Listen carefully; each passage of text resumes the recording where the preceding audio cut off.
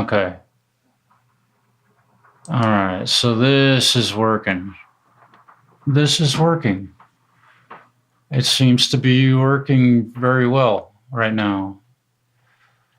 So there were some settings that I had wrong.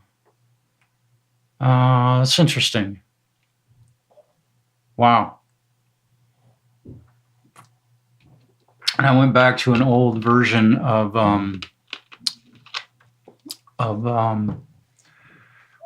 yeah, boy, I had something set up that was making my CPU usage, it was up at 75, 80%. And now I'm back to doable. And I'm not 100% certain, but you've got to be careful in your settings on these streams. And forgive me for getting so upset earlier. If you're not, probably nobody's here, but where was it? It was advanced process priority. Show active outputs warning on exit. Yeah, I had process priority. I think I had that selected as like high. I'm not going to change that right now, but my stream seems to be working very well. And my audio is good. Sounds good in my headphones. I was hearing clicking and it was doing some other weird stuff, which it doesn't normally do. Oh, you're starving, aren't you, buddy? Interesting. Now, let's see, my window looks all right, I guess. What's going, yeah. Everything is back to what it normally does, which is cool. Okay. Yeah. Well, that's weird. I didn't, the stream's current bit rate, 2897, is what? I can turn the bit rate up, is lower than recommended. Okay. So it's 2897.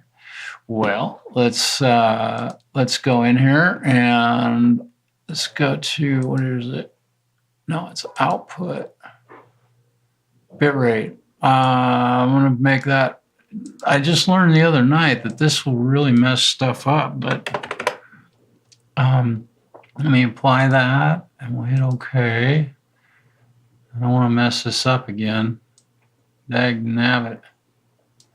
It's how frustrating YouTube can be. Let's see if that fixes it. See if it's fixed. No, it's not. It should be fixed. That's interesting. That seems to be still working just fine. And if I close this, good connection. Doesn't say excellent connection, but it says good connection. And what am I seeing on my CPU? Yeah, that is, it was that one. Man. Great Vanzini. Dude, I was getting really flustered. I was worried that I had done something. When I installed the latest version of OBS to be able to do streams and be able to switch from scene to scene, you know, so I can do stuff like that. You know, so I can share stuff. It was, there's a setting in there that makes the like a very, I was looking at, OBS has a monitor and how much your CPU is being used. And right now it's at 26%, which this is an old computer. I expect that. On a newer one, it might be 2%, and that's coming. But this thing's an old computer, and it was set to high. And I was earlier when I was trying to stream, it was sitting there at it would be at 66%, and then it would be at 74%, and you start getting into that realm, and what was happening to me while I was trying to stream happens. So there was a setting that seemed like OBS would have done that by default, and probably because they expect everybody using it to be using a brand new computer. Yeah, I've had to change a lot of stuff in using OBS. It depends on how you go live, but OBS has definitely morphed and changed and deleted stuff that was really cool and added stuff that's really stupid. And, you know, I mean, if you're a gamer and you like your nose doing wiggly stuff and having, you know, weird backgrounds around you and all that stuff, you know, I suppose that's for video gamers or, you know, teenagers, whatever. Doing music and stuff, I just want this. This works. But I have, I have your channel set up to definitely to get notifications. So if you ever do go live, I should know. I don't know if I've ever participated in one of your live streams. I'm glad to have gotten this situation worked out, very, very much so. That was really making me kind of wonder. I tell everybody to never forget who they're messing with, because if it can go wrong, it will go wrong for me. And that's what happened tonight. It's really terrible. Let me see. Backing tracks. I don't know what this. So I'm just trying. Okay, I'm just trying to do a little bit of broadcasting tonight. It's been a couple of years, Charlie. Yeah, dude. It was a setting in OBS, man, that was causing all that problem. Man, it was annoying. I hadn't streamed on this machine for a while. I was using my other one, so I do have an excuse. And what happened was when I put the new version of OBS on this machine, one of the automatic settings went to its highest level, and it was eating up all of the CPU my computer had, and thus nothing was working. It was glitchy and buffering, and my sound was weird. So I'm really happy to have figured that out and solved it. Sometimes you gotta do stuff that solving problems that you didn't create.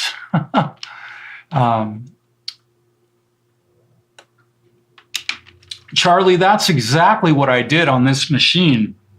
And when I did that, one of the default settings was set. It set it to default the highest number it could go, and it wasn't. It wasn't the bit rate or anything, video bit rate. I can't remember. I'll tell you. Hi, Preston.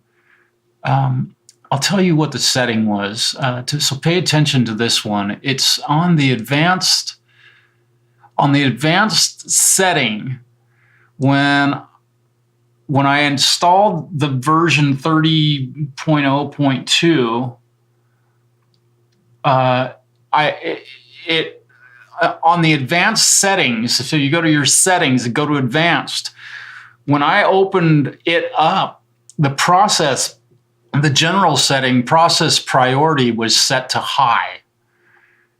And I literally went in here and I was looking at stuff and I just pushing buttons to try and make something work. And I moved it to normal and it's now working.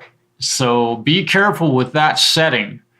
And I'm not going to change it back to high because that was the one thing I did. I kept making one change and then retrying to go live. And that was the thing that I changed. I just set it to normal and the process priority, and my CPU usage went down and my stream is now working. So you might check that in OBS. Make sure that that's set to normal. Because I didn't ever change that. I'm pretty sure about that. So, you know, it was weird, man. I was just going, no way. Let me see. What key is this? I don't know what key this song is. I'm going to play a little bit of guitar if that's okay. I just think this is... So this is D minor, probably. B flat, C, D minor, classic. Okay.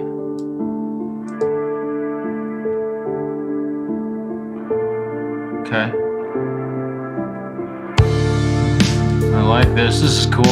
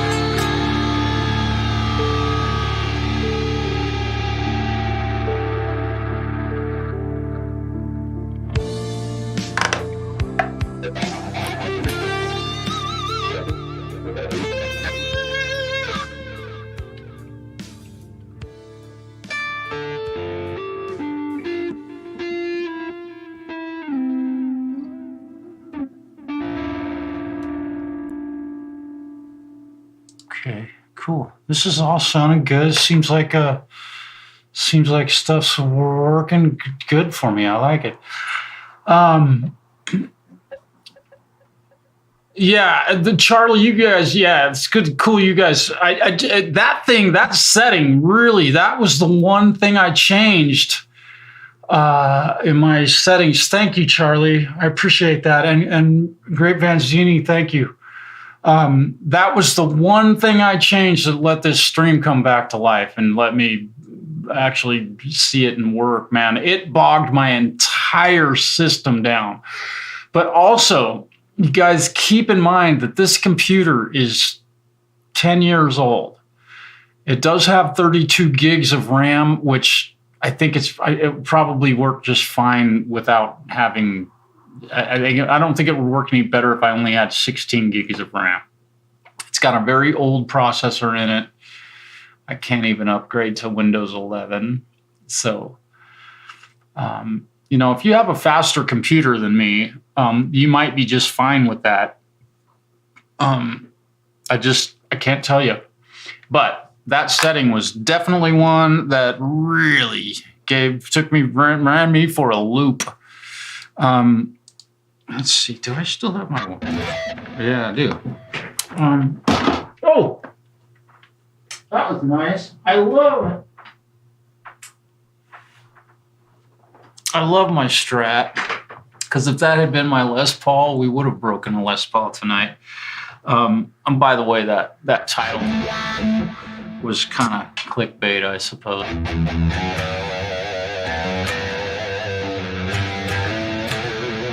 I really feel like playing with some clean guitar. Let me listen to this next track. I don't know. Maybe I can. Okay.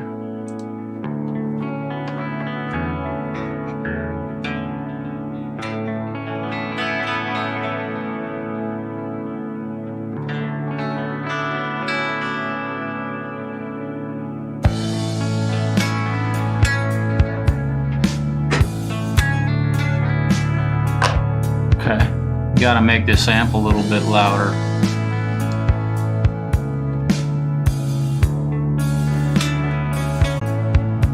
Okay. What do we need? We need some more gain on this a little bit.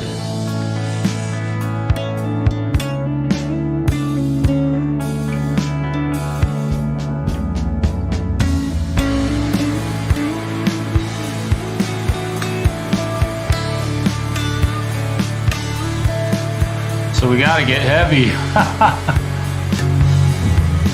Okay.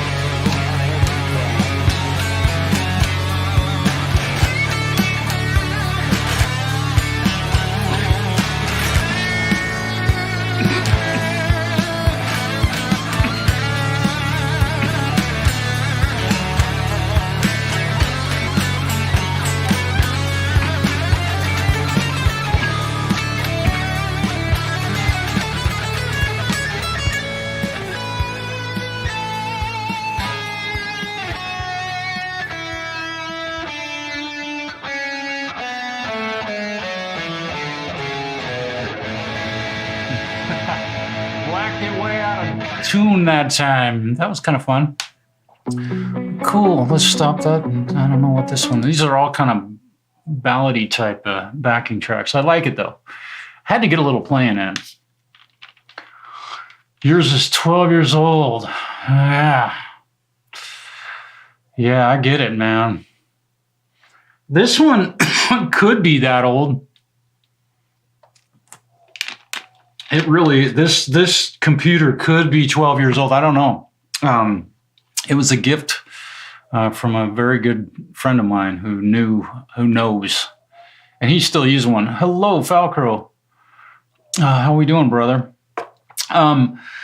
Yeah, dude. Okay, so I don't know if you heard or read. You can read, but if you go to your properties in OBS, and I've gone back to version 27.2 because of the old machine that I'm back on, and in the meantime, I had downloaded 30.0.2, and I think the issues that you were having the other day with the buffering and all that stuff, I was seeing almost the exact same thing in my YouTube studio window where all the chat and everything's at. Well, I went into OBS, I went into my settings. Let me see. I think I'll pull this window down here so you can see it.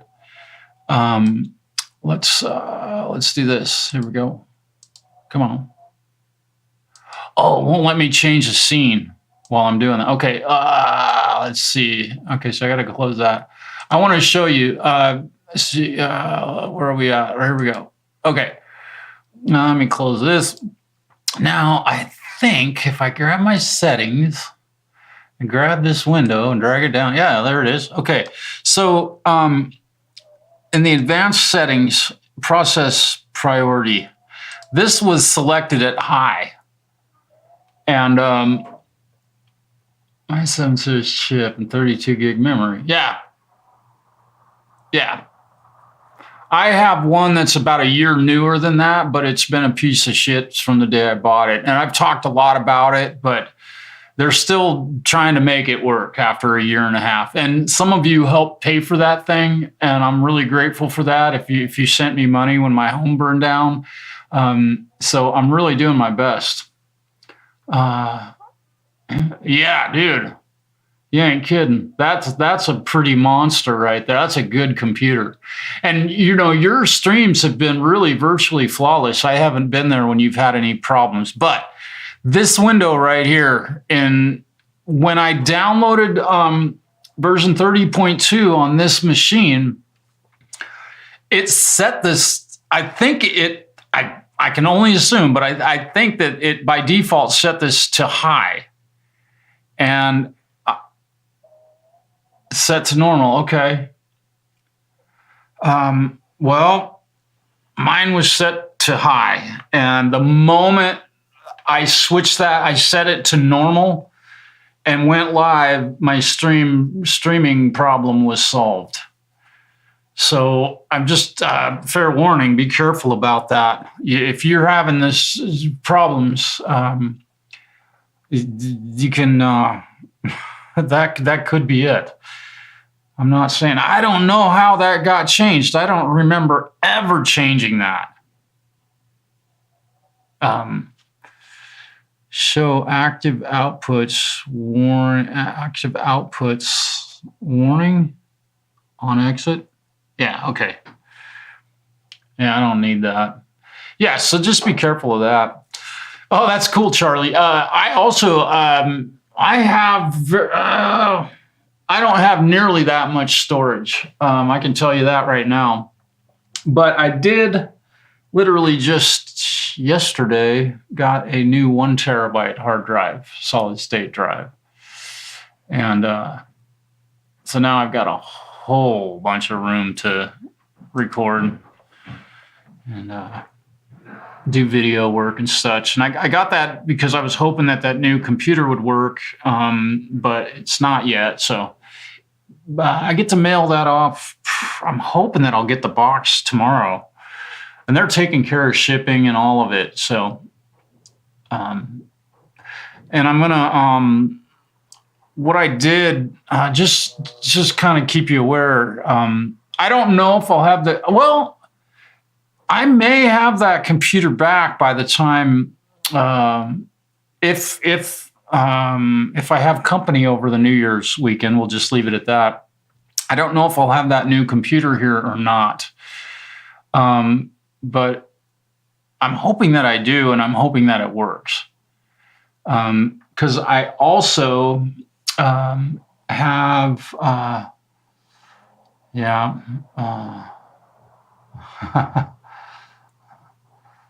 yeah. I don't know. We'll see. Because it would be cool to be able to take that machine to the show and record the show on that one. Because our drummer, get this, Falcro, my drummer just bought an 18i20 also. So we could have literally on a live show, broadcast live with 16 channels of audio, mic up the whole drum kit, and every microphone will have its own send to a stereo YouTube stream. So that could be cool. We'll see what happens. But it seems like things are really, really working well. Seems like stuff's working really well. I'm going to check my tuning real quick. Let me mute this. I don't want you to have to listen to this. You can, that's a little sharp, just like I expected.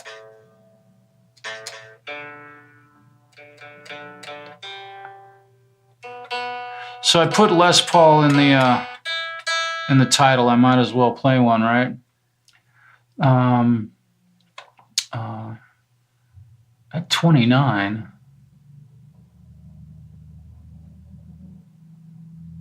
I wonder if there's somebody else in the chat. AT29. I don't know what that means. I'm trying to figure out your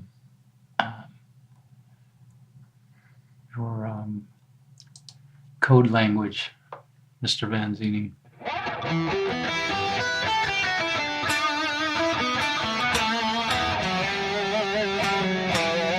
So I recently did a cover, and it was really cool to be asked, to play. See, it's a Strat. I think it matters. You think you could hurt one, right? You think you can hurt one, but you really can't. They're impossible to damage, almost. I don't know which one of these things should I play. I'll grab Blackie. I haven't played Blackie for a while. I gotta play this one because this thing has a very special place in my heart. I love this guitar. And it is a black guitar.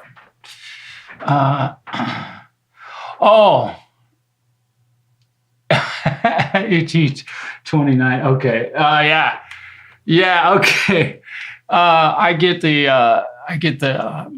Let's go here. It's my audio interface, and that is this thing right here that I have papers and stuff on. That's where all my guitar is plugged into. This is my headphone volumes. I have 2 headphone mixes and then my speakers. So I still turn knobs to adjust volume. And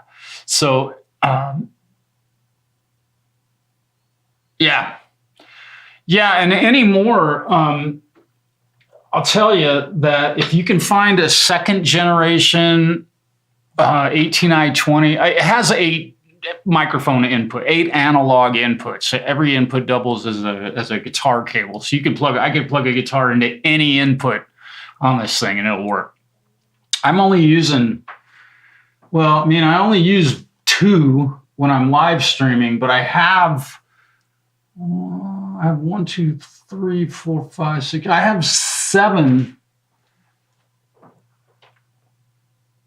I have 7 of the inputs with stuff plugged into them, but I don't use all 7 of them. That's just in case I I hook other microphones up. Like when I do an acoustic guitar, I've got cables run in the room for just, I could set those mics up. And so it makes cable management a little more manageable, if you will. And it just makes things a lot easier. But, you know, you got eight inputs. So, boy, this thing is going to be in bad shape. So you can mic up pretty much a whole drum kit. If you need more mics than 8 to mic up a drum kit, you got a big drum kit. Everything's sharp.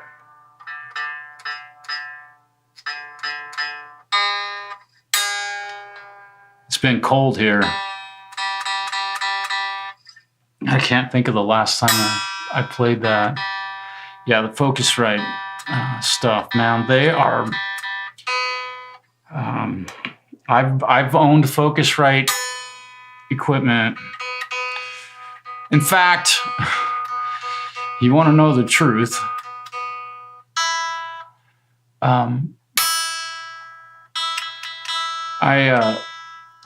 I gave my the Focusrite that Justin my Jam Pro is using.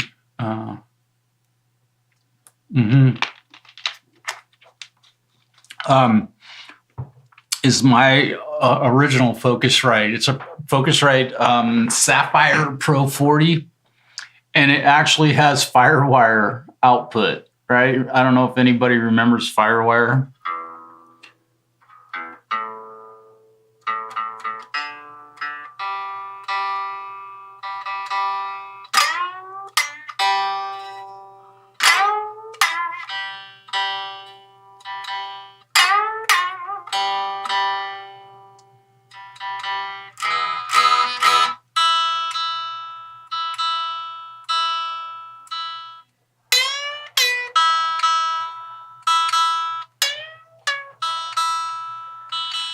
I gotta let this thing.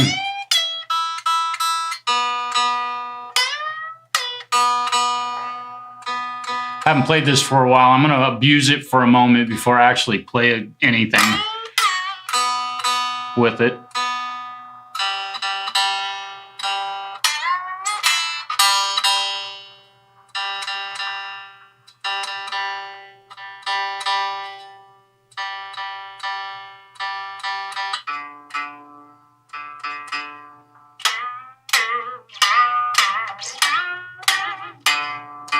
As if you play guitar like that, right? It's like putting a fresh set of strings on a guitar, which these strings are pretty new.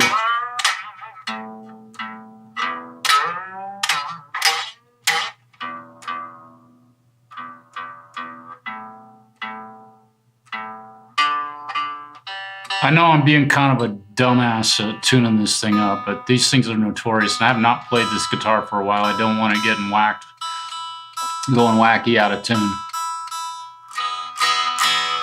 Here we go. And it's due for an intonation also. Let's go to a cleaner. Turn the gain down on that. Boy, that sounds good.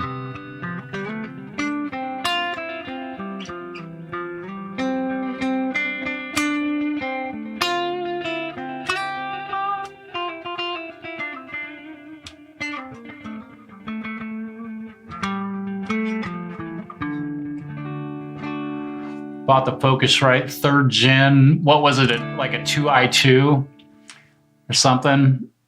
Yeah, it's amazing. I get asked a lot, what audio interface should I get? And in my experience, anyone that I've told to get a 4i4 or an 18i20 or a 2i2, it doesn't take much more than a year and they want a bigger one. It's kind of amazing how that works. You always want more channel.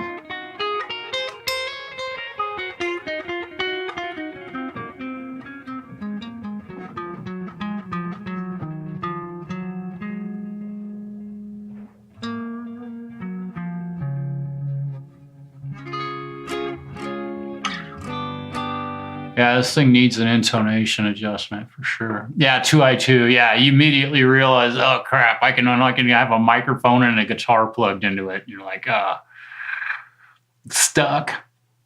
Yep. Yeah,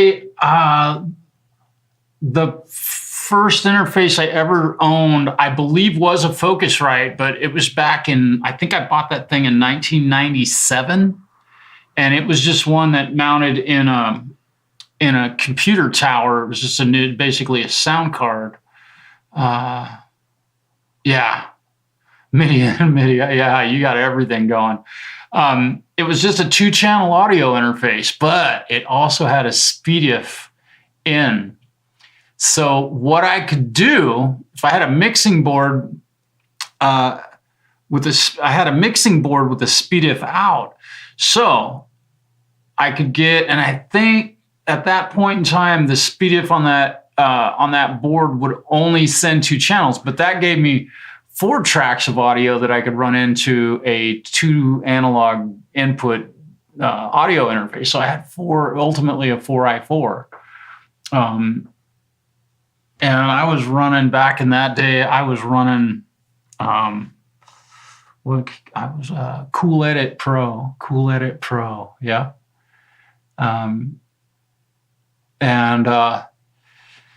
Boy, that was slow, but man, it was cool. I recorded some really cool stuff with that. So I had 4 channels, basically a 4-track, and I recorded some really cool stuff with that. But I don't remember what year I got my Scarlett, my Focusrite. What is it? Sapphire Pro 40. Too much delay on this. Let's turn that down a little bit.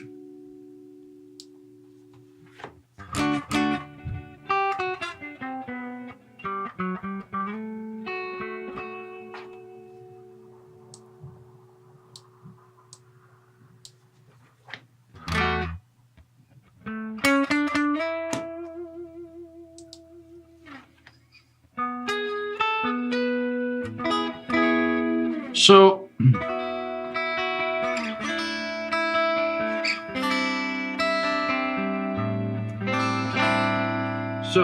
kind of experimenting a little bit with clean tones, because when I was asked to play a solo on that song with Mark and Vanzini, I kind of had to go clean, and I think I actually used, in fact, I know this is the amp that I used. I'll open this up here in just a moment. So I used this amplifier, and I think I had it set to bright, and I had a little touch of delay. I had the mix turned way down to here. It's really low. I think I had a pretty good amount of verb on it, but I did put a low cut on the verb. I'm just going off of memory, but I'm going to try and find that same. And I believe I did something like a good treble boost and bass boost, and left the mids pretty close. And I don't think I even touched the gain control, just from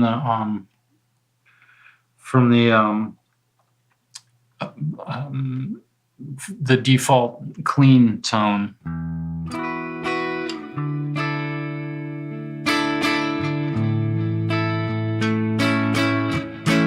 So it's kind of at this point in what this sounds like, it's kind of edge of breakup. It's not terribly loud, so and I may have turned the master volume up a lot on this amplifier.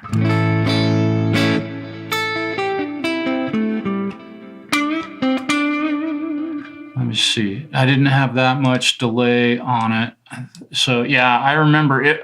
It's audible. Oh, and I had the modulation turned on, so my delays were a little bit modulated.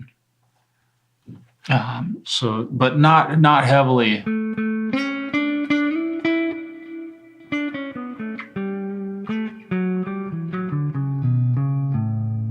That was in B, I think. And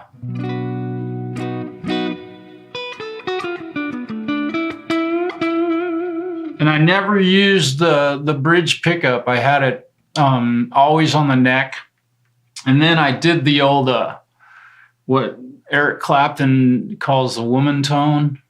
Just rolled it. The second part of that guitar solo, I went full on tone, completely off, pickup cranked, and it gave me.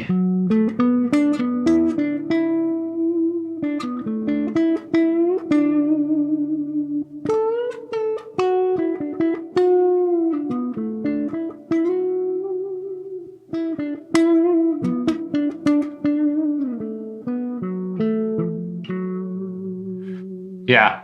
And I was primarily, mostly in B minor. And I primarily, I'd have to listen to the solo again.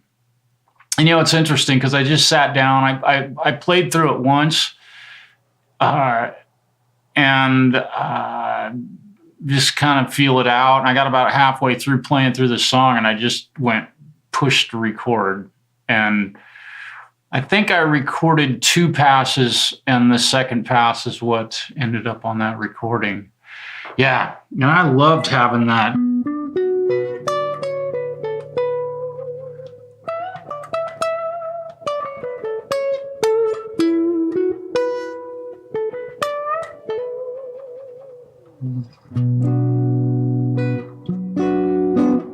And, I almost feel bad because I did not even play along with the chord progression. I've played that song. You can imagine I was in the jazz band in high school and the improv band in high school, improvisational jazz band we had. And that was a cool class, but I've played that song. I can't even tell you how many times. And we typically played it in B flat in that band.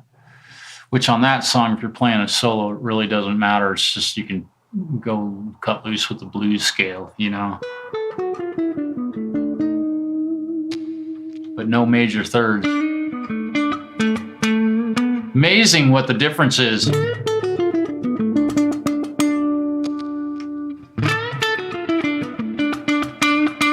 That's just with rolling the tone up. And I did... near the very end of that, I did roll the tone back up. That was such a long solo. I kept telling Mark, I was like, man, dude, that's way too long. I don't like to listen to myself play a solo that long. But it's like, oh, I like it. Okay, I'm not going to. I just thought it was way too much of my guitar solo. I'm so happy to have this working again. Boy, I was concerned. I didn't know if I'd broken something or what. Let's see.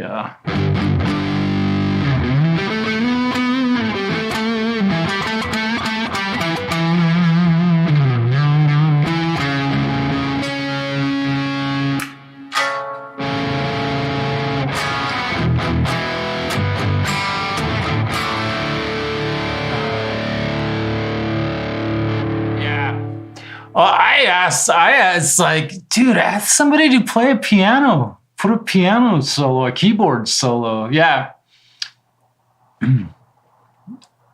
Yeah, it did. And it was really cool. I love the way Mark, he kind of, like, at the very end of that song, it was like he just kept, my guitar got quieter and quieter, which for me, that was nice. I didn't want to listen to myself play solo that long. Again, I'm not that proud. But it was cool to hear that kind of fade out and get out of the way and just have that chord progression working. So that was cool. And yeah, I don't know. It was fun to play along with that one. I hadn't played that. Yeah, exactly. And that Valkyrie, what you just said, that is exactly what I was hearing when I heard that big long outro, and Mark's like, we'll play a solo over it. I'm like, ask somebody to play a piano solo. You got friends who play piano, don't you? He decided, like, he didn't ask anybody. It would have been cool to have, that would have been nice, I think. I'm not good enough on the keyboards to have done that justice. It would have been, Chris Dunham. I don't know. Yeah. Well, and what I was thinking would have been really cool on that one would have been to do some trading, because that song's just begging for it, and that's what we did when we would perform that song in the jazz improv. Yeah, totally. And nothing's etched in stone, but the song's been released now, so it'd be kind of fun. But it would be fun to hear a remix. We could put some real good, cool, dark synthesizer and pads and stuff in it and make it all weird. No, I'm joking. But when we would trade fours on that one, so depending on where your part came up in the song, you could end up having to play a solo rather than in B minor. You might find yourself just using the E major that happened in that chord, or the F sharp minor, whatever. It was really fun, and we did do a long, stretched out version of that song. So, Rob Barkley on sax. Yeah, I don't know any of those guys. I'm not. I don't see many of that. It's interesting because I don't see a lot of artists. I'm usually watching stuff I know. Did everybody watch the Rick Beato interview with Andy? Oh, doggone it! The guitar player from the Police, Andy. I can never remember his last name. Oh my God.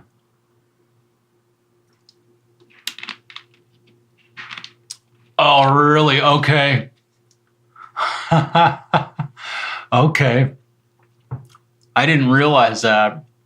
And you said that. I didn't even think about that. I've heard so many versions of that song. Andy Summers. Yeah, that's it. Thank you. That was an amazing interview. And it was so fun to listen to him talk, because I've never thought about, how in so many cases, and I've had to cover a lot of tunes by the Police over the years of playing in cover bands, and I never thought about the fact that he didn't use thirds in literally 90% of the songs that they did. It never occurred to me that he avoided the thirds. But if you start, and to say that he really truly didn't. G minor, there's no.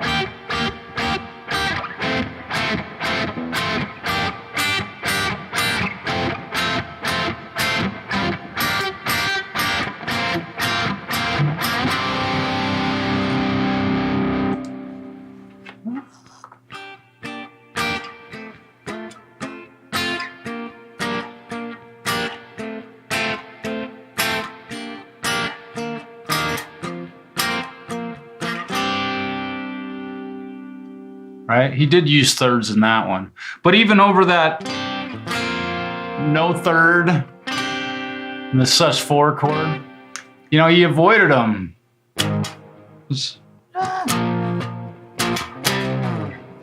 Yeah. Yeah, if you think about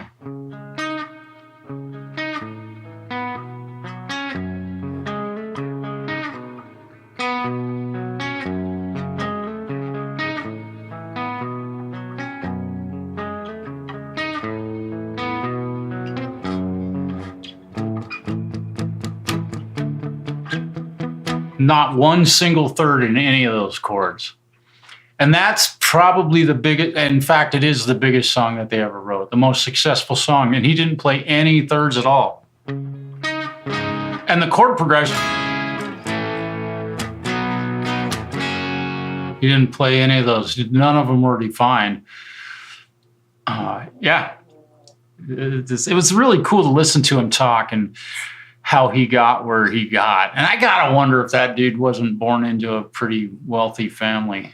I have to wonder, given the storyline that I followed in that, he must have had some money somehow. But if he did, he didn't waste it. They became one of the biggest bands in the world, for sure. That was such a cool interview. I watched the whole thing in one sitting. I couldn't believe it. I made it through that whole thing.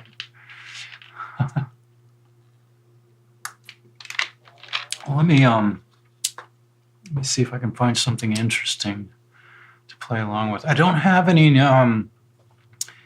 new backing tracks. I haven't recorded any for a while.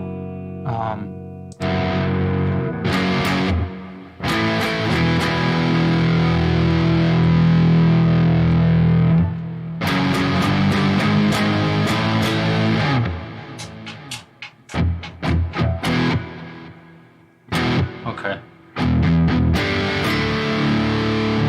I can't change anything, so I'm going to get one sound out of this.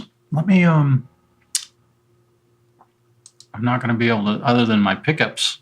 Oh, what is this? Is this? Okay. I'll play along with this one. I don't remember what this one sounds like, but we'll try it. So is it B? B minor?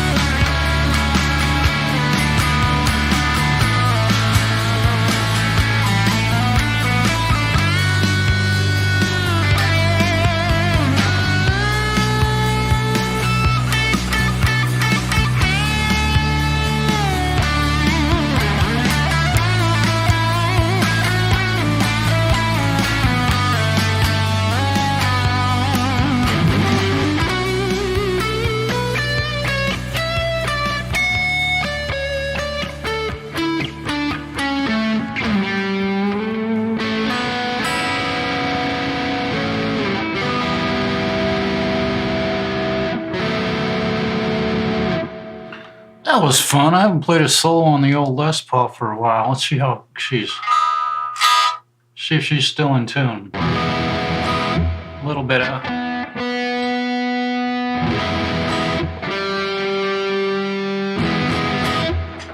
Not bad. But I bent the hell out of them. Let's see how bad it is. Let's see how truly bad it is.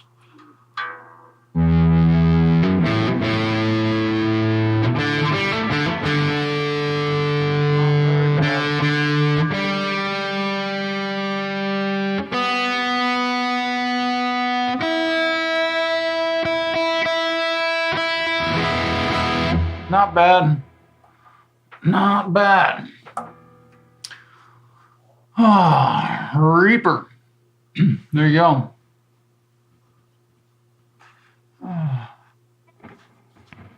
Which song?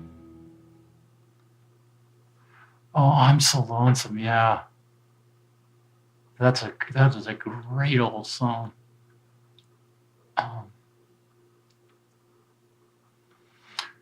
You know, I had kind of an interesting development happen today. In fact, I play in a band with a drummer who is just fantastic, and we're both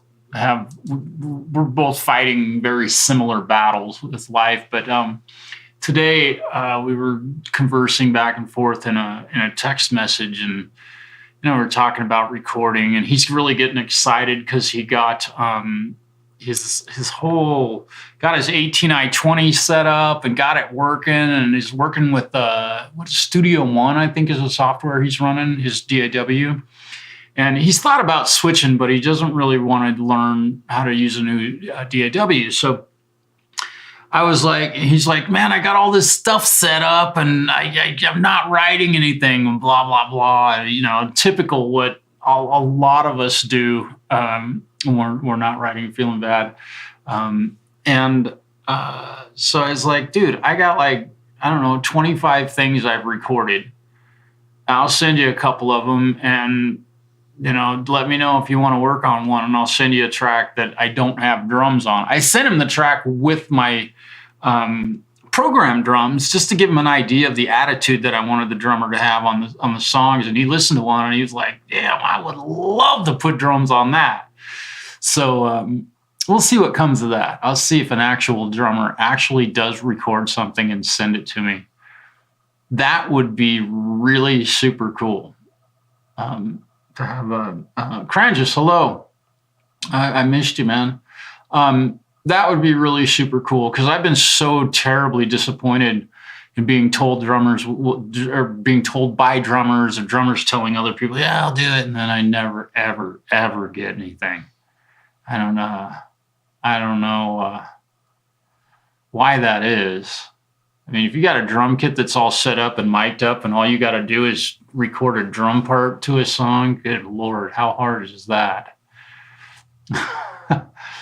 Kind of an interesting problem to have. I just had so many guys, oh yeah, I'll do it. And at least 10.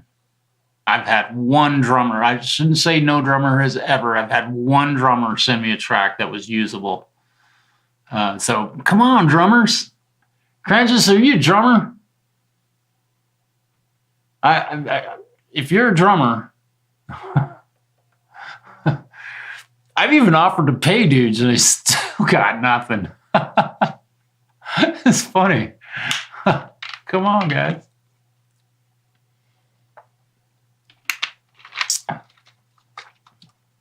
I got good old fashioned Easy Drummer, which I gotta open that up now and see if it actually works. Let me see. I don't know what I got going on here in Easy Drummer. I think I can just loop it. Ooh, that's terrible. I'm gonna keep my mouth shut on that suggestion, Charlie. Like I said, I've had a lot of drummers tell me that they would do something and didn't do jack shit. So, yeah. I've had a lot of drummers tell me they would do something, man.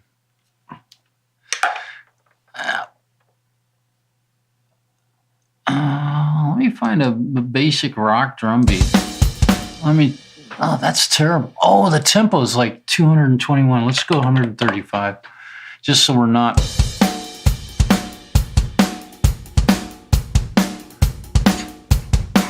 So I'll just make something up when the drums sound great. It's nice to be able to have drums that sound this good. I will say that. It's pretty awesome. Let's see, that's a chorus 3. So let's do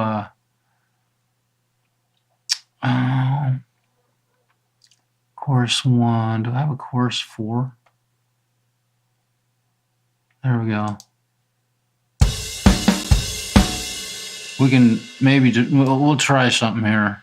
I'm going to try this, just see what I can come up with. I'll wear my heart on my sleeve right now. So this is what I've done. I just broke out Easy Drummer, and we'll let that just be all by itself here.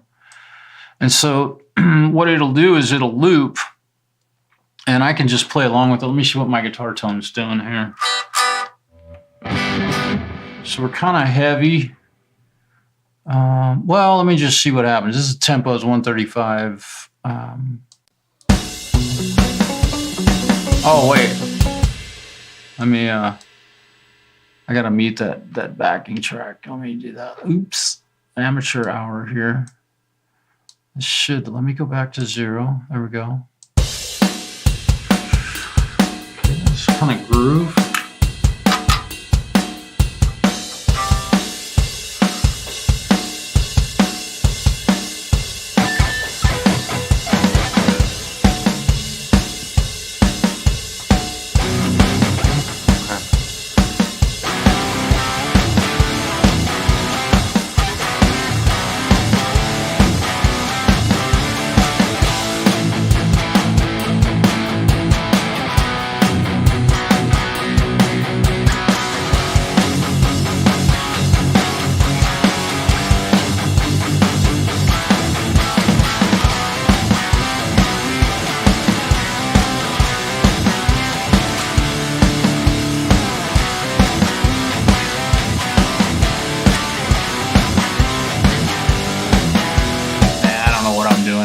Making stuff, playing power chords, whatever. That's kind of lame. I had to try it.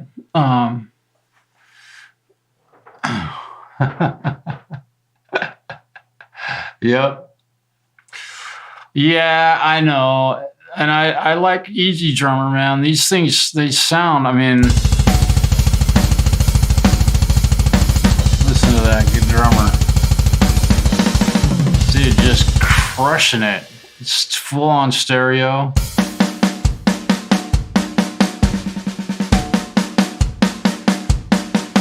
And it's funny because some of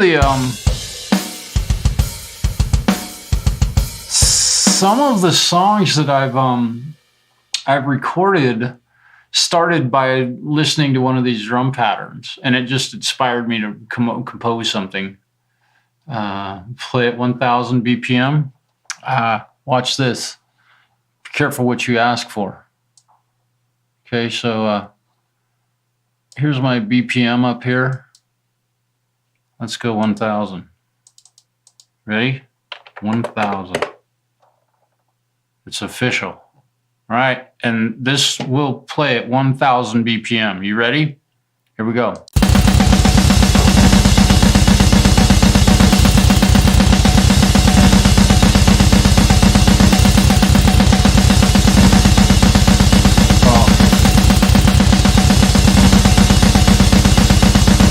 I think that the fastest that Easy Drummer will go is 960. And that's a metal backing track. Let's try just something straight up rock. Machine machine gun.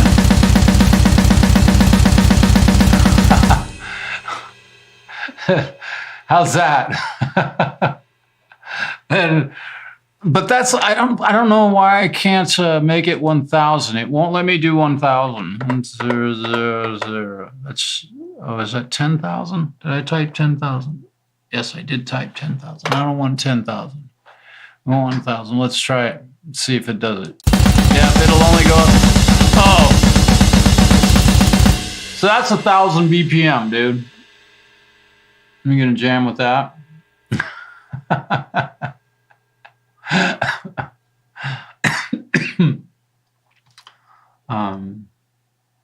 Yeah, dude. Yeah.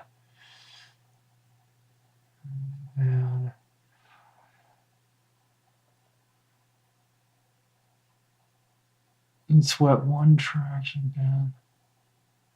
Oh, band in a box, yeah. Yeah. These also have some of that stuff going on. I can tell you that I've heard some weird stuff in some of these, especially some of the reggae tracks that I've got. Go to there we go. I don't remember which one, but there were a couple of these that it was like, oh, I can't go at 960 BPM. We got to slow it down. Let's go 120, which will still be fast for a reggae tune. But let me go back to the beginning and stop that.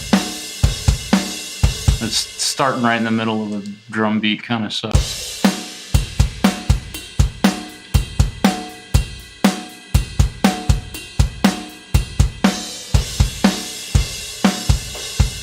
This is, oh, I'm sorry. That is, let me get rid of these. Delete. All right, let me put these reggae beats in here. Now we'll hear some reggae beats. Here we go. Let's start over again. This should have some reggae.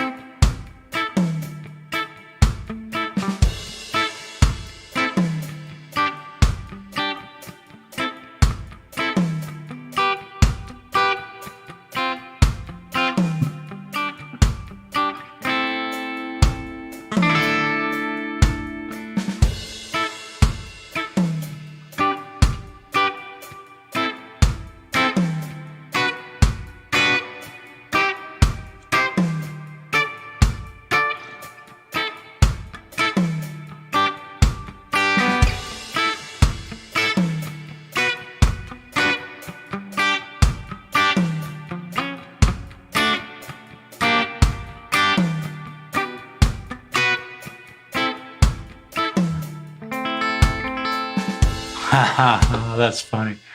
We cover that song. Let's see.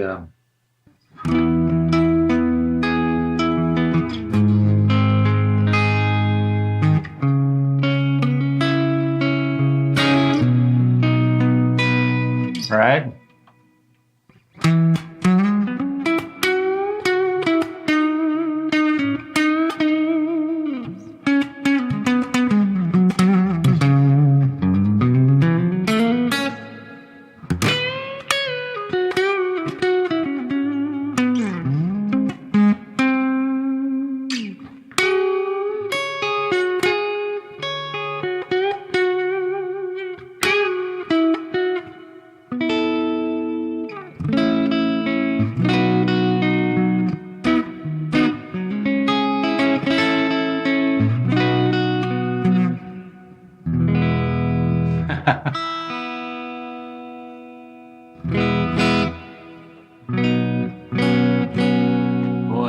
guitar. Yeah, Les Pauls, man, they are not tuner friendly, man.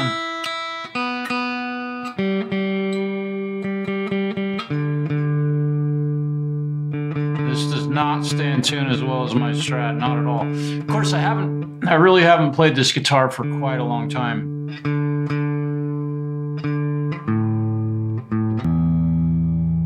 You just gotta settle in. Play it on, yeah. We play that. We've covered that song for well over a decade now. What a great band they were. It's such a sad story. There's so many bands that were like that. I mean, just poor guys get stupid. Do stupid shit. Amazing. Bummer. Really tragic. Let me see. What's think of some other there's the classic. Let me see.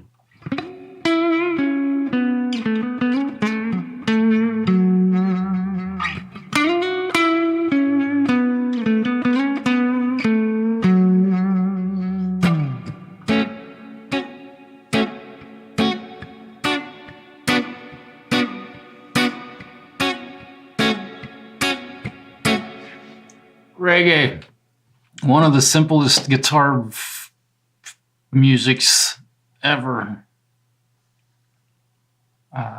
Really amazingly simple. If you got the major and minor, like F chord, you are done. You play any reggae song ever. All of them. Any ska. And usually you just got to do, usually just 2 chords, I think, is usually the ticket. You're playing a reggae tune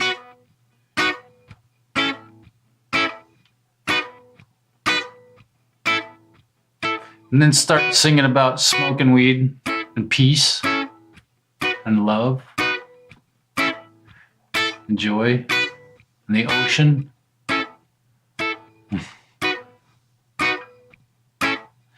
That's the whole song. That's it. But you could make it sad and minor.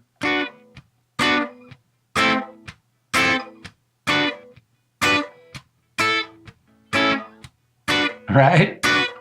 There's every reggae song ever written. I joke. There've been a few ska tunes that we've covered that were kind of tough. There's one rather than it's not reggae. I guess it would be more ska. Let's see. Let me get a little heavier guitar sound here.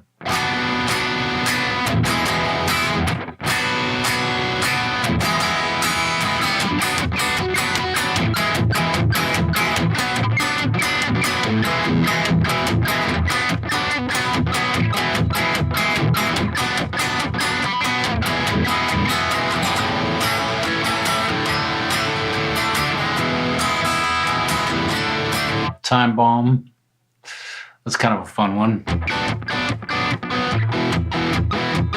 Such simple stuff. Simple music. It's fun when you play in a cover band. If you keep it simple, boy, you can stretch the time out. And the simpler stuff is always the stuff that people at a bar really want to hear. It's really super fun to do that stuff. We're getting to be about 10 o'clock, and it seems like I've gotten my streaming problem solved. Man,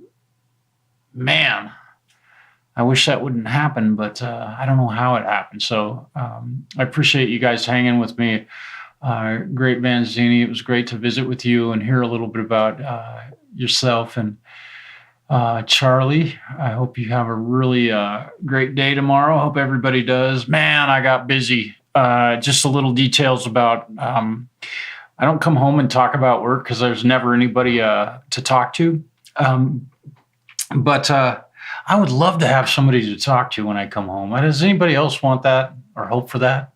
Anyway, eh, um, at the shop. Oh man. So I had a big job come in. It's a Gibson Golden. What is it? A Golden it's a custom something, Gold Air, whatever. And I'm gonna have to rebuild this entire guitar. So I'm probably gonna shoot a lot of video of it, and that's gonna take me. Oh, you lucky dog! I would love to hang out with some kids. I love kids. Man. And the little things, they just love me. The moment I walk into a room, if there's kids in there, they just find I got a target on my head. They come up, they want to talk. I love the little things. I miss having a little one, but I had one way too young. So that I got that Gibson guitar that's going to have to be basically fully rebuilt, and I'll do some stuff on YouTube about that, and then. I got a call from a gentleman who has just acquired, get this. I know, Charlie, I appreciate that. I guess ultimately I've been single way too long. Way too long. But I've been so disappointed and so that's my story and I'm sticking to it. I've been lied to so many times. It's crazy. I kind of gave up. I don't go out. I don't go to church. I don't hit on women. That's not my thing. I don't roll like that. So I'm not terribly aggressive, but it would be cool to have somebody to share my life with, or just when I come home to say hello. So guy called me today, and he's an old friend of mine. I haven't worked for him for a long time, and he's a big Les Paul dude. The dude he's played this guitar many times and he wants it. He wants me, it's like my little brother wants this guitar really badly. By the way, this used to be a flat black, but it's not anymore.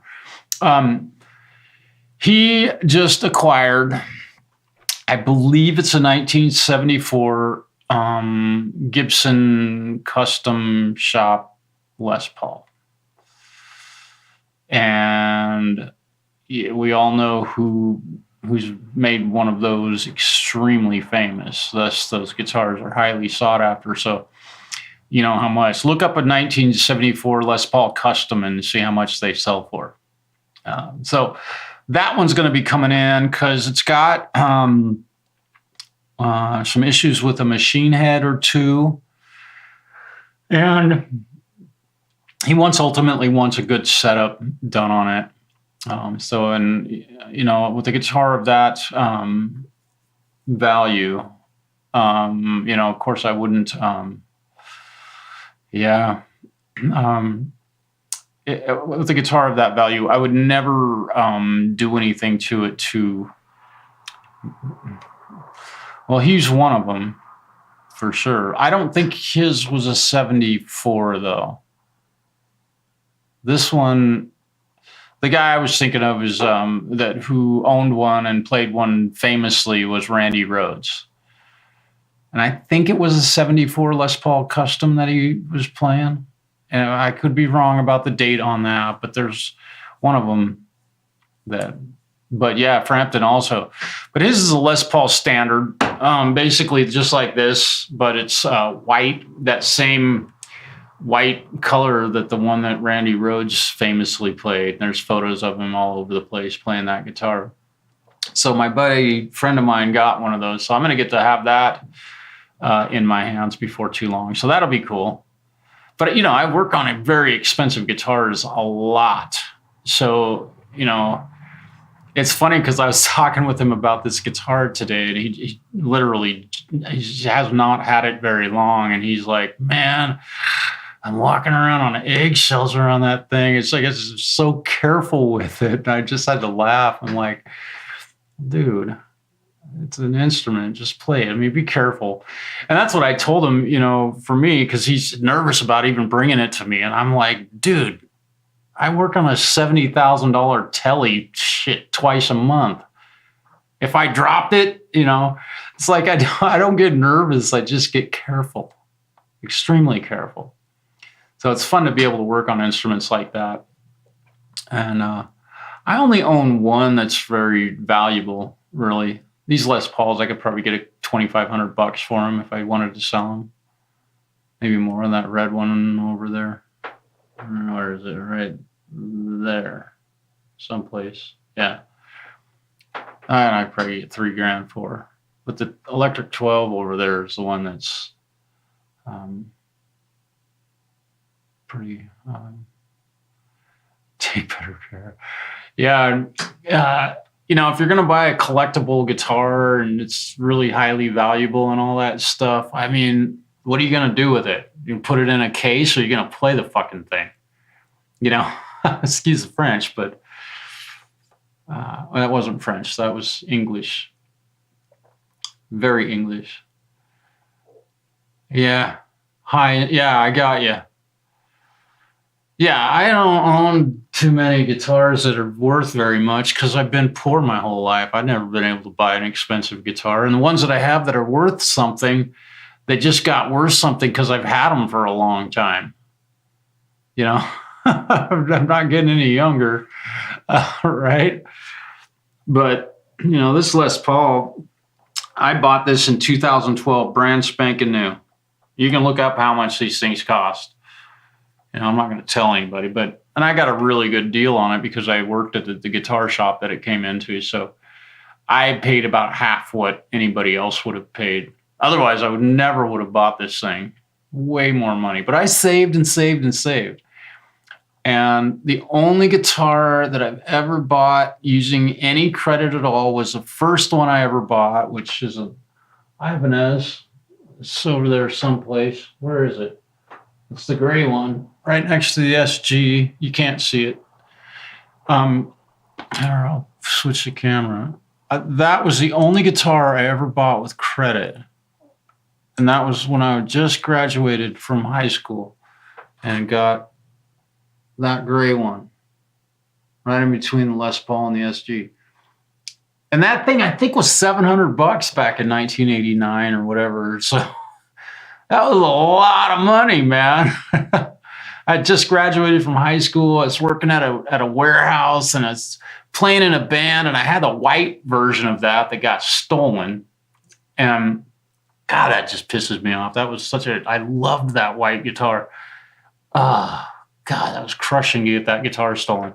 But that's everything else I've got. I saved my money. And sometimes I saved for a year or two to buy stuff. So, and I never spent more than $2,000 on a guitar, ever. Yeah, never. I've never spent that kind of money. Close, but not that much. So I have my work cut out for me with some of the stuff coming up at the shop. And I got a sound system problem at another store that I've got to go do a service call. So I'm busy as can be, man. I love it. And it's a bummer to get paid to fix guitars and play them, but that's the cards I was dealt. I saw an opportunity and took it. The Takami. Oh, yeah. $50 new. It's a Takamine. You saw the one that I just fixed, right, Charlie? Well, of course. Well, I don't know. Maybe you never did see it.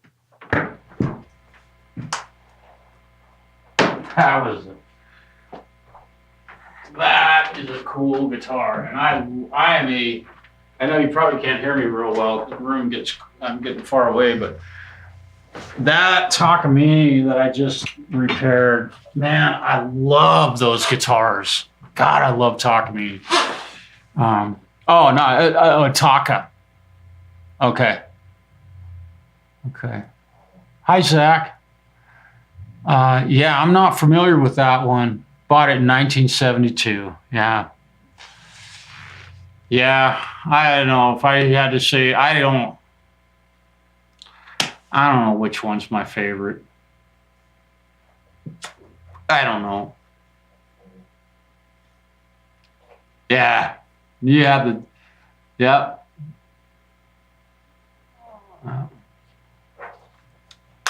Yeah, that's cool.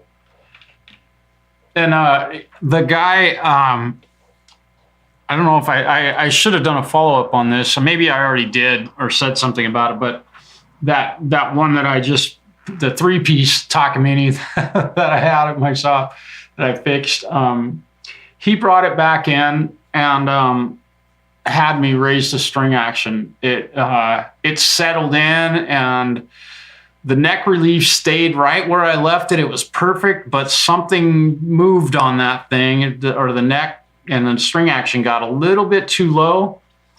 And so I had to raise the saddle up just a little bit. Yeah.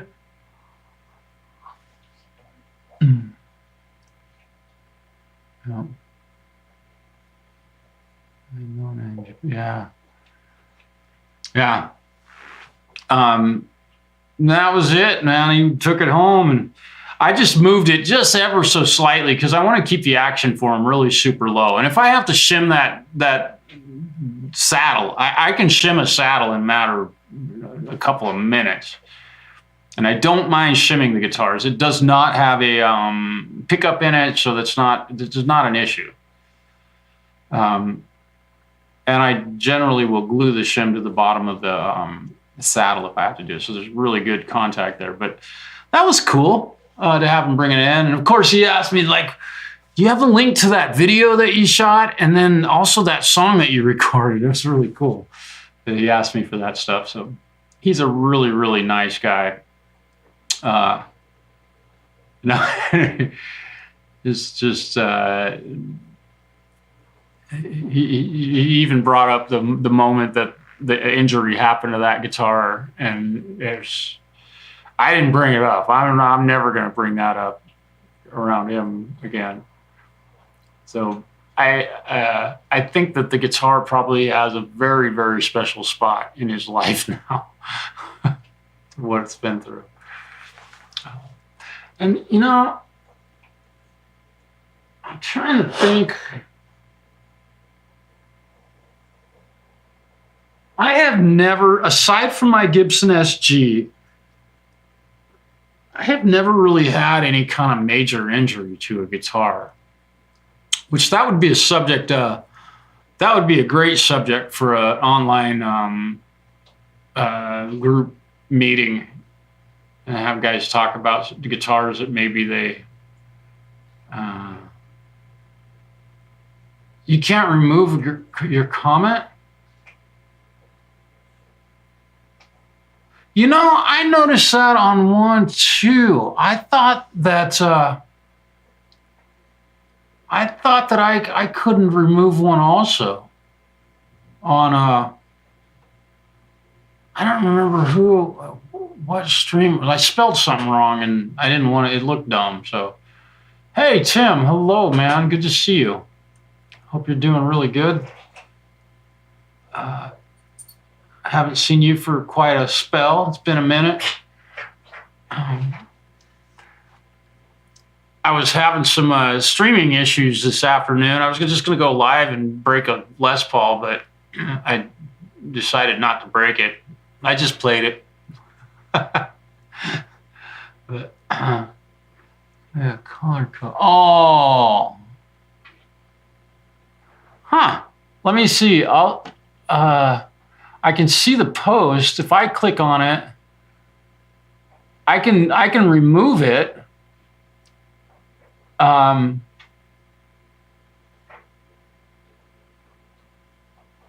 can remove it, but that's weird. Yeah.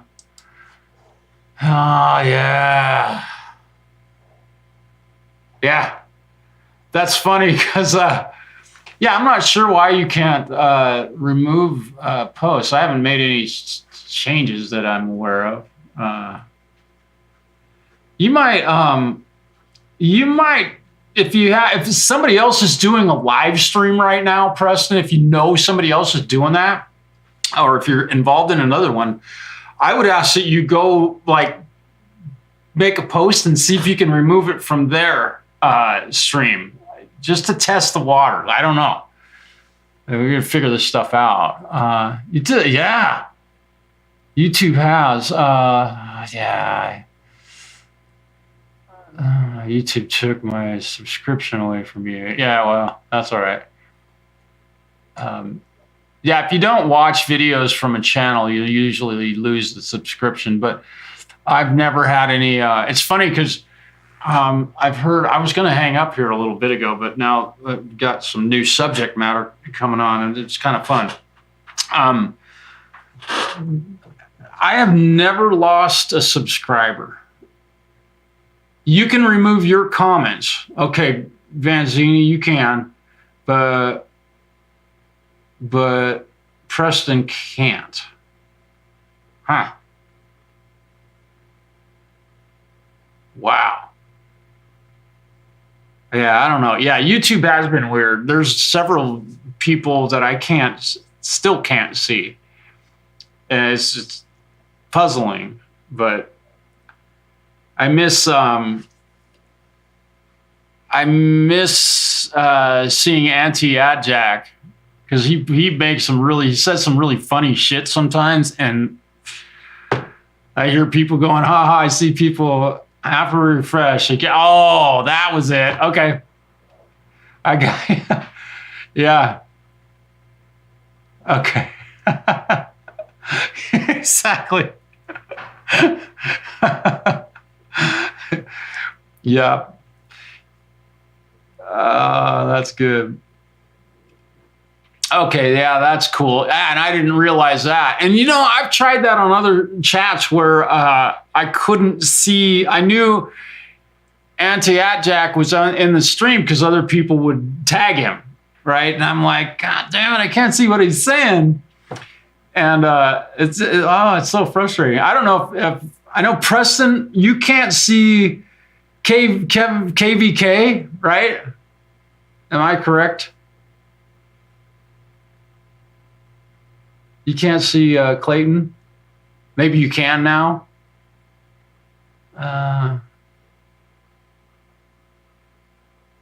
Well, you know, maybe we just learned something that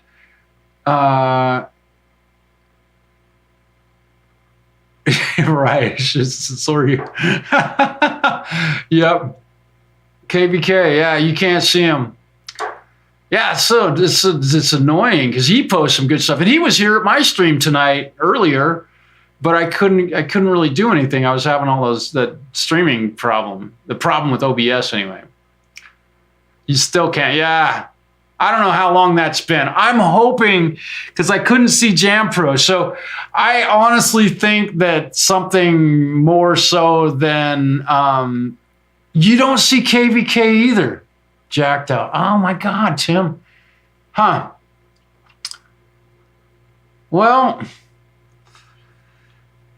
I sure wish I knew why that was going on. I mean, I wish they would fix it.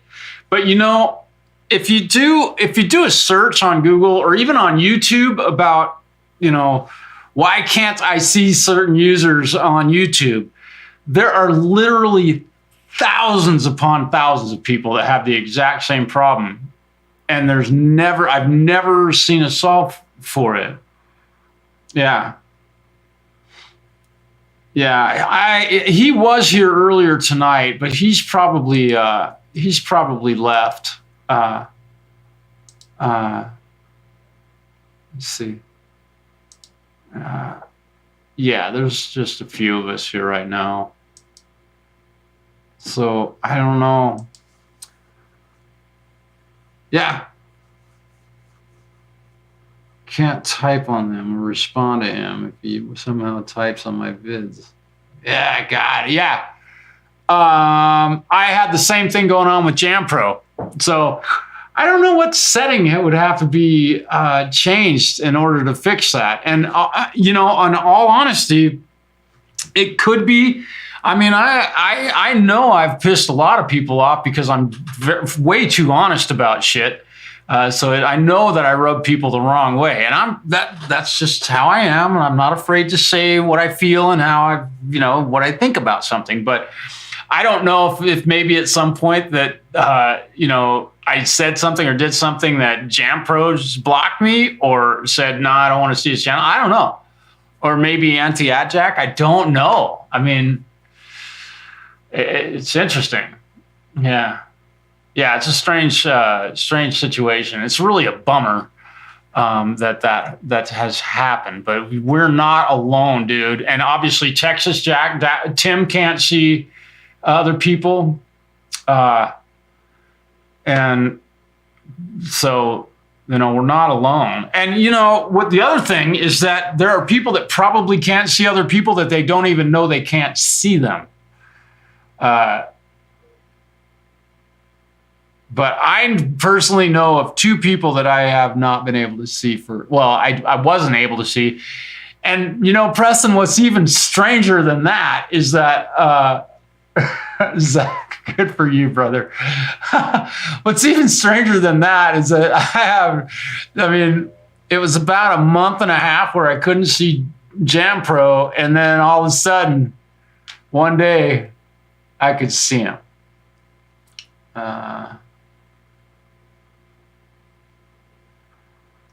Yeah, that might be it. Yeah, and then maybe that's what Jam Pro did. I don't know.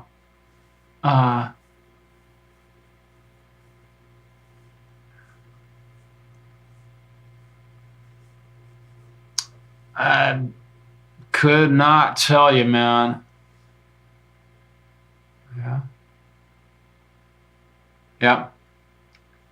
Yeah, that's what I saw. Laundry day. My laundry day is generally on Mondays.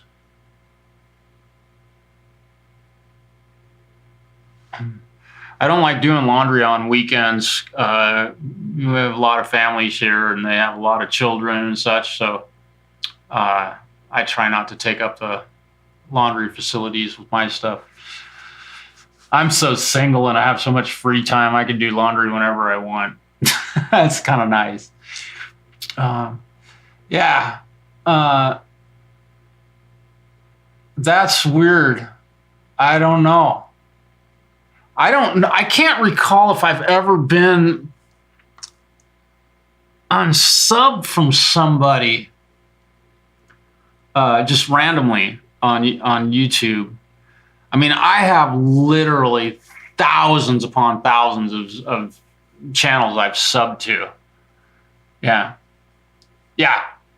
Yeah, and they also deny that people can't see other people. So that's awesome. I literally watched that also. I don't remember. I might have.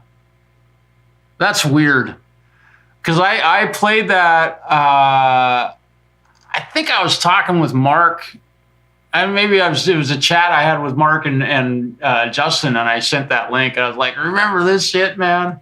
It's been 3 years ago, or 2 or 3 years ago. Yeah. So sometimes. Was that what it was? And let me, I want to check and make sure that I'm still subbed to you. I know, in fact, I think I just looked at this. Yeah, that might have been, yeah, no, I'm subscribed and got notification bells going on. Every time you release a video, I get a notification. So I'm definitely not on sub, but yeah, and I think part of the reason that may have happened to me and you is because I was seeing your music on one of the online communities, and so I didn't ever have to I didn't go to your channel and watch it very often, just at your channel, because I was seeing it on other people's channels, which is really a bummer. Because you don't get plays, but anyhow, I don't think that when I subscribed to you that I like went on your channel and like pushed on a playlist or something and let it roll. So it seems like you have to make them stick. You've got to watch at least a little bit of stuff. And, you know, in the YouTube studio, I can go in and see everybody who's subbed to my channel, and I can remove them if I want. I've never, ever done that. And I don't care who they are. People have done it on their own, which I'm fine with that. But, you know, I shouldn't even say that because I can only assume that people have done it on their own. That's kind of a bummer. I have to assume that. YouTube is also... yeah. I haven't seen any of that. I know that I don't know how guys do it, but like channels that can do a live stream broadcasting in high definition, you must have to have 100,000 subs or something in order to be able to do that. I wonder. I should look into that. I mean, the thing about my channel is that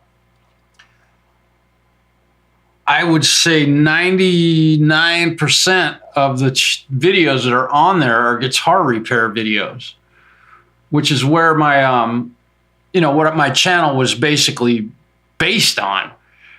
I didn't do it to share my music with people. And so if the quality gets degraded, for me, it's not that big of a deal. Unless it's on a song, then that would bug me. But I get that. I had no idea that was going on. Yeah. And it's not like their storage space is running out, right?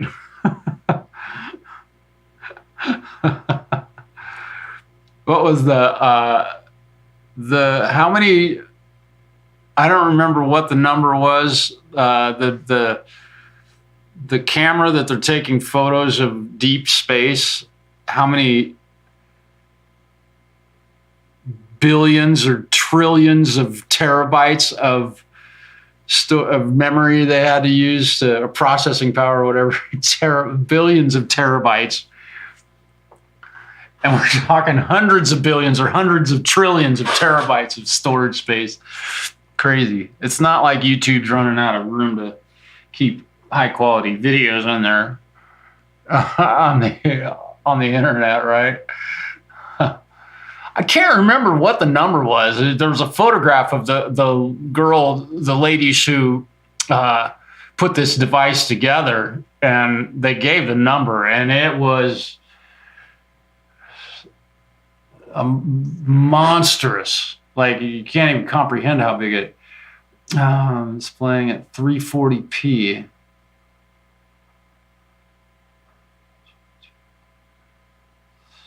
Yeah.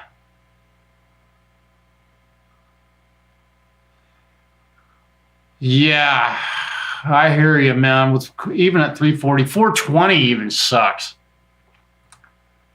It's a great number, but it sucks for video quality. Is it 420p or something? I don't know. Let me see if. Yeah, I think I could even go in and make this stream. I could bump it down, or 480p or whatever. That's, I think that. Oops, cancel. I'm not doing that. 480p. 420p. Yeah, it's hard to watch a video that's low quality. That makes it tough. That's interesting. It's displaying at 340p. There's a 340p? God. Views, but I upload at 1080. Yeah. And then uploading at 1440p. Yeah, I haven't done that. Yeah. 144p is almost unable to see somebody's face. If they're right, like where I am, you can't barely make out a face. Why not, man?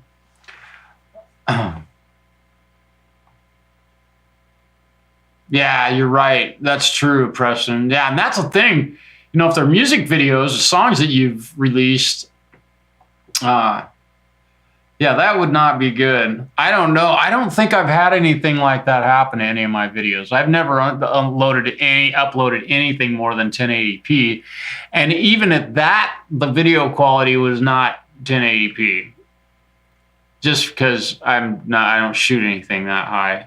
I mean, I shoot in 1080p, but when I edit it, it always gets reduced because I zoom and do other stuff, put effects on it. Yeah, 4K. Yeah, that'd be fun. I don't know what's going on. It's weird. And, you know, this whole thing, not being able to see certain people is just excruciatingly painful to not know why and know that you can't do anything about it to fix it. And when somebody really wants you to see what they're saying, you know. And in fact, I've had an email conversation with we'll just call him @Jack.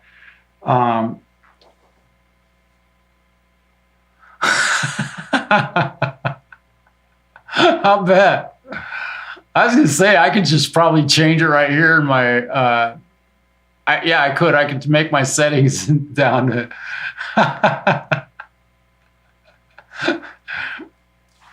Here, do I need more light? Let me make my face look brighter and wider. There we go. Now my whole room's lit up. Is that better at 144? I'm going to document in the other window at 480. My video will bog down otherwise. Choppy. Oh, yeah. Might look younger. Well, none of us are getting any younger. Yeah. Yeah, and I don't know, you know, with I don't know if I can let me see. Can I do this? Let me see if I can do this output. So I had to do that. I don't know if I can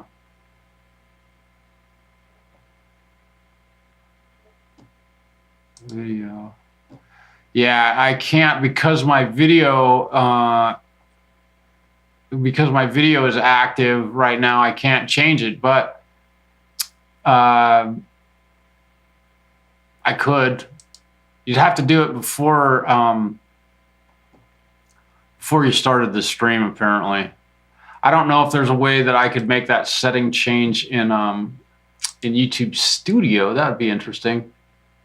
Here's channel level settings. Maybe this will do it. Okay. Has anybody seen an advertisement tonight while I've been online? Just curious, because there shouldn't be. Yeah.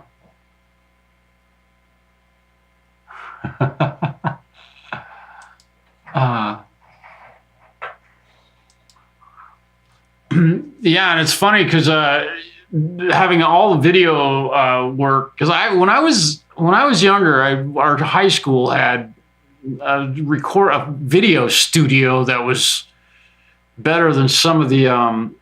Okay, that's good. That's what I wanted to hear. Oh, okay. You don't. Yeah, I am too, but I never see ads. That's nice. Let me see what. So.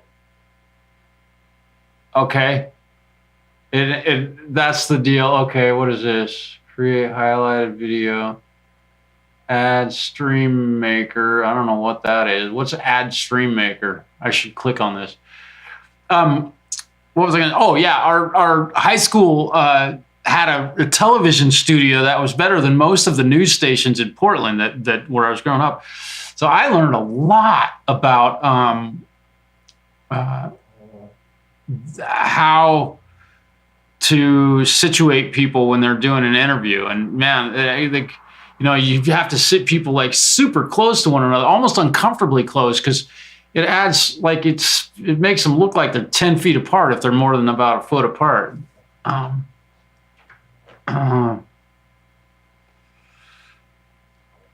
Yeah. Ads. Yeah. Yeah. And the other thing that really fucking pisses me off on people's streams is when they put that fucking heart in the it's, what is it called? The reactions things in that bottom corner. So when I post something or when somebody else posts something and then nothing, it doesn't move for a while, that you got this heart covering up most of their post. You guys know what I'm talking about. You have that little reaction heart thing. I turn mine off because I don't want that anybody to not be able to see somebody's post.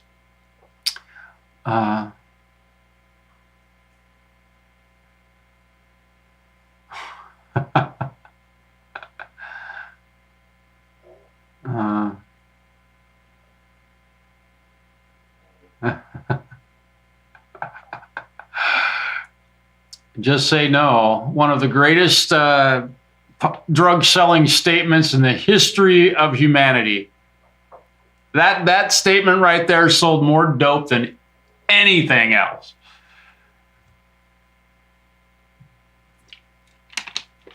Volunteer to kick. Yeah, Vanzini, I did the same thing.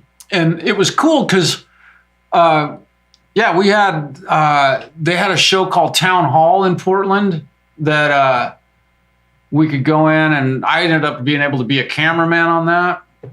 Yeah, exactly. Yeah, you want to sell more records? Put a parental warning on the corner of it.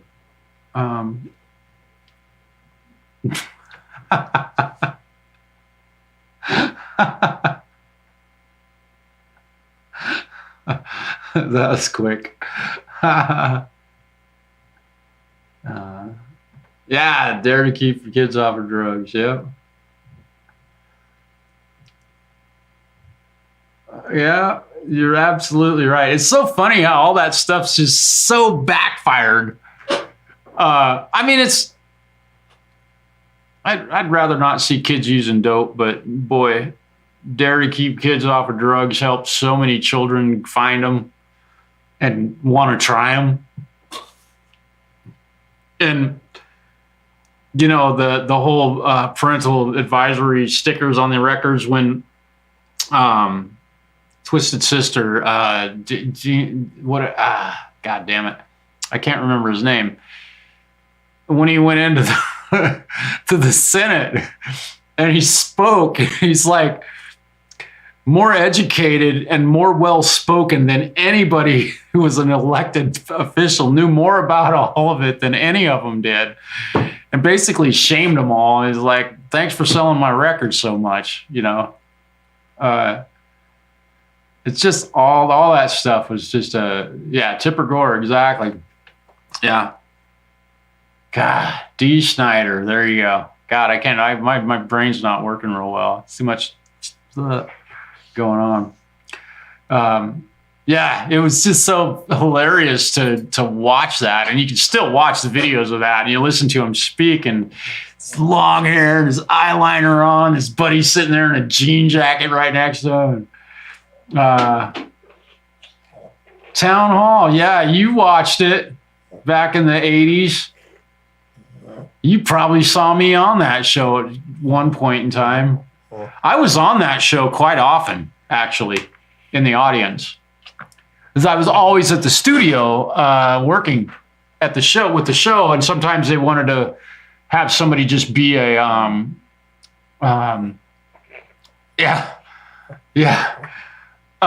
Yeah, and then you got some of the smartest people in the world who are lead vocalists or guitar players for bands. Let's see, The Offspring has a astrophysicist, and I think he's an astrophysicist, and then Brian May, of course. And then you listen to people like Steve Vai speak. Like these are the musicians that Tipper Gore was like going after. They're some of the best people ever. Philanthropists, they put their money where they do what they say they're going to do. They're super talented. When they speak, they're so well spoken. It's just amazing. It's great.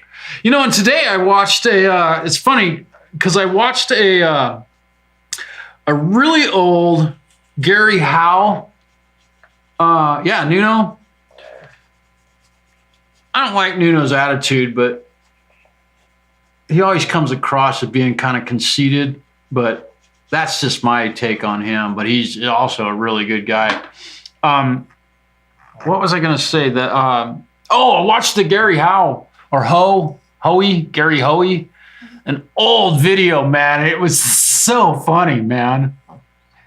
It was so funny.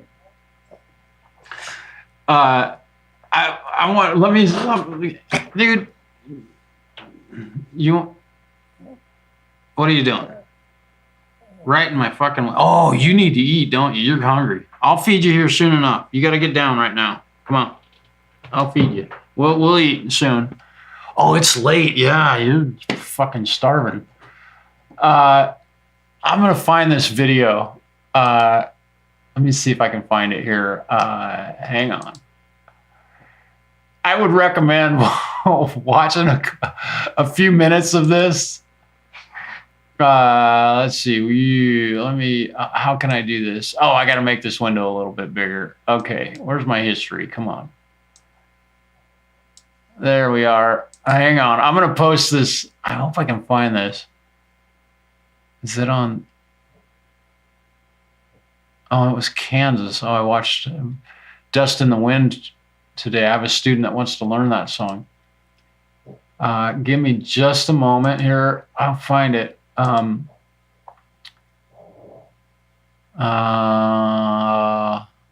History. Where is it? Oh.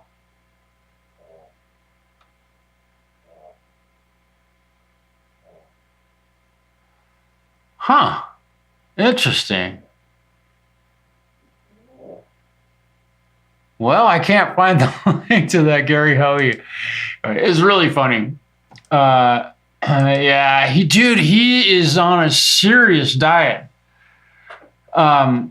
He was packing it on, and I will not allow anybody to be overweight in my house. That is not allowed. And I don't have a chance of gaining an ounce. I'm a type 1 diabetic.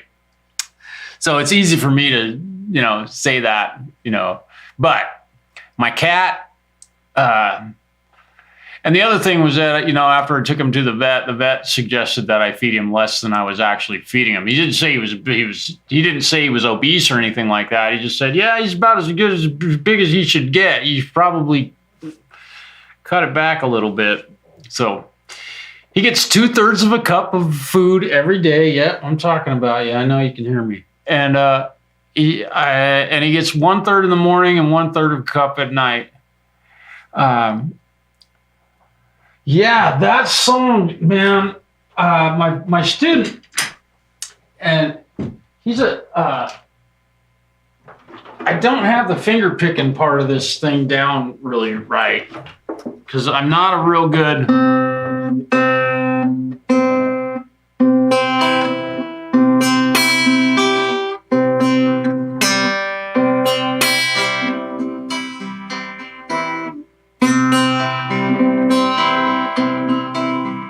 Let's see. Prez is fat. Who's Prez?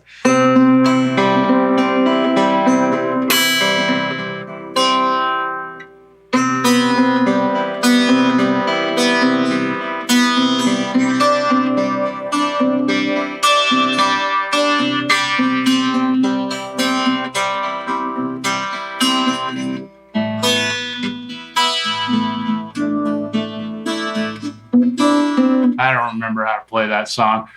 I used to know how to play that thing top to bottom. I could play that whole song, and I had the whole finger picking thing down, but I've been out of practice. I haven't played that song forever. What's going on here? Ooh. That's interesting. Hey, yeah.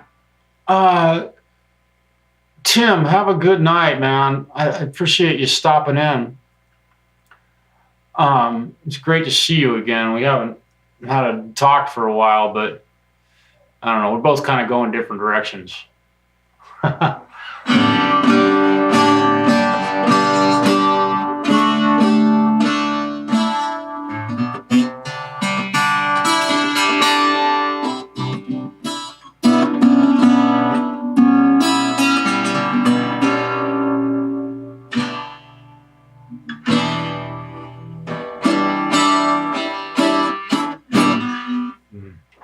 12 string. Yeah. That thing is still doing good, man. I need to write a song on that guitar. Haven't heard any really good 12-string music recently. Has anybody heard a really good 12-string song written lately? No, probably not. Maybe you have. Seems like that instrument's kind of gone down in popularity. Oh, I need to take the lid off.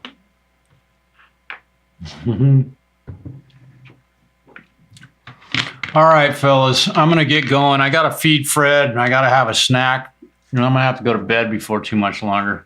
I mean, I have to be to work in 12 hours, I got to get plenty of rest. I'm going to say goodnight now. Thank you, everybody, for hanging with me for a while. We've been on for a couple hours now, so it's been fun. And I'm glad I got my problem solved. That's really the big reason I ended up going on so long, because I wanted to make sure everything's still working okay. Just a mistake, small mistake, and Leo, yeah.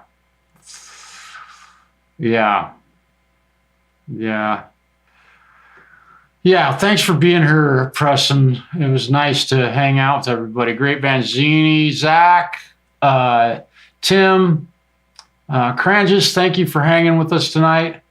The Falcro, I think, was here. Yeah. Guys, all be safe.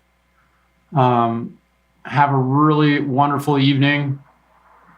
Peace.